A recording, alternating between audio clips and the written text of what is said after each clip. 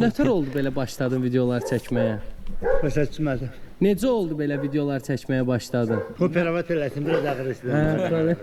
O da bizim dilde danışır, vay oturup. Der Vay. Vay ne otururum. Teze söz öğrendim sana. Der videolar çəkməyə başladı. Mən aygı elə bil aranjırda işləyirdim Parnik. Orada işləyə bir dənə şey daim oldu. Bir-birimizlə dıydıqlaşdıq, çəkdik, paylaşdıq. Bu da yüzdəndi. Birinci videoyu paylaşdıq, ay 300 min yüzdəndi. Gördüm ay yüzdəni. Gəldikcə təmiz özüm dıydıq yerinə qoydum. Belə videolar izlədim. Duyduk nədir? Duyduk bizim el arasında shit, stop, bambalı. İşləşdim dana. İşləşdim. Get canavar get.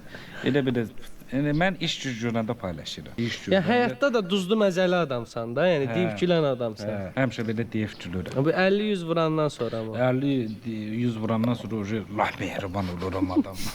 Sən danışanda mən acıram. Bayraklar, bir dəqiqə gözlə, bayrakları göstərirəm. Mən bu bayrakların hamısını Maşallah international. Prostamda Amerika bayrağı da var, görürəm. Yoxdur, yeşər amma tapamıyorum, burada tapılmıyor. Bu öyə girməyə xarici pasport lazım.